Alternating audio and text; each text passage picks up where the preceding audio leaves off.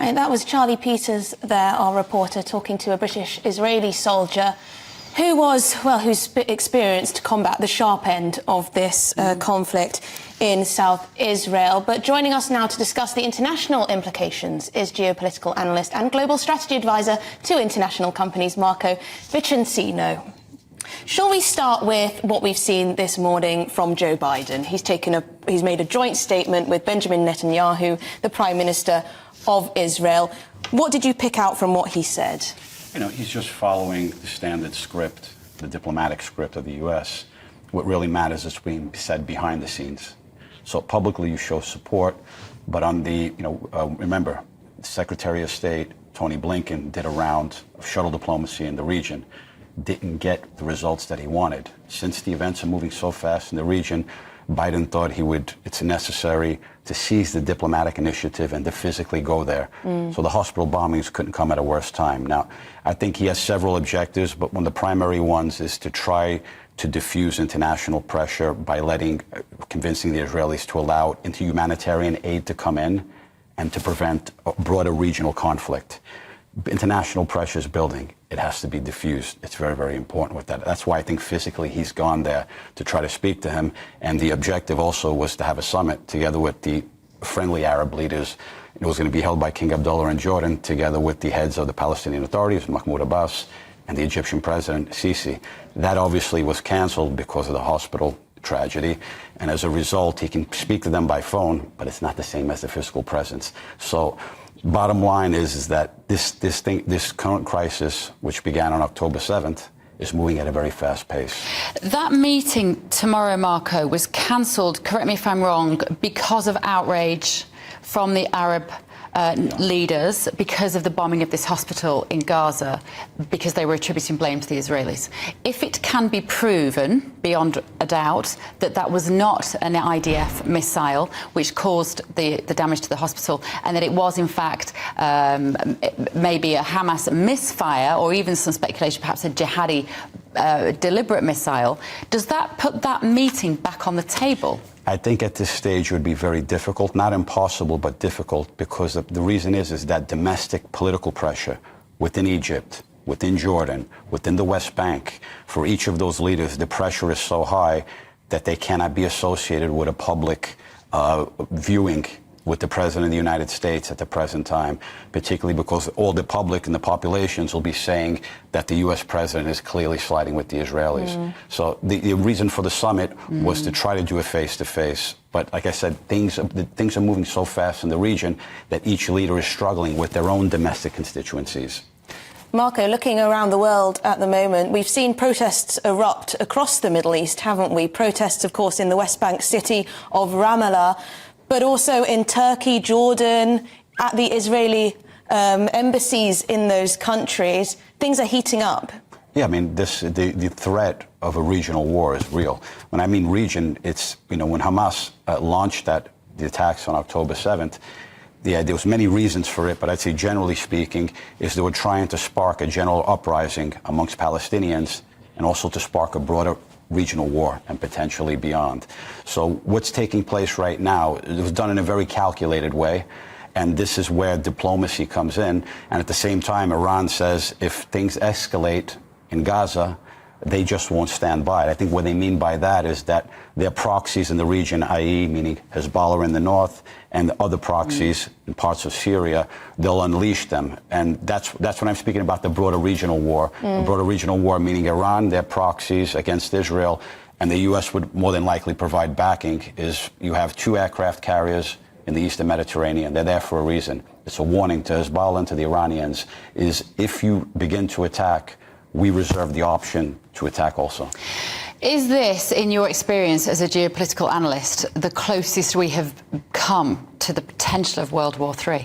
No, I mean, there's been other parts during the Cold War, just in the region alone, the 1973 war, the Yom Kippur War, when Syria and Egypt did a surprise attack on Israel. I mean, that was an existential attack on Israel. That's why the state of Israel was under direct threat.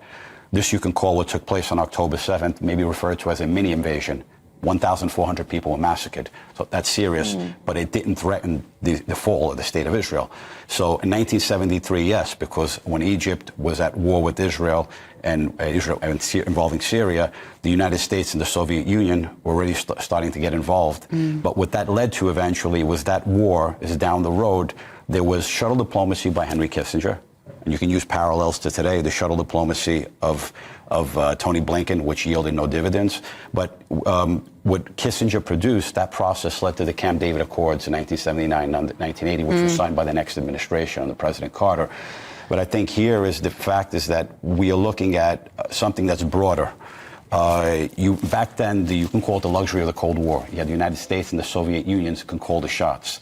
Ultimately, if they came together and they sat at the table, things would calm down. The difficulty today in the new world that we're living in, we live in a very fragmented world.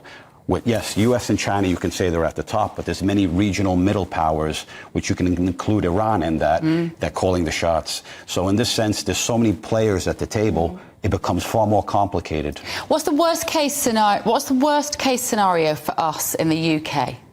Because my children keep waking up every morning at the moment and saying, are we going to go to war, Mum? What does this mean? Where is this going to end?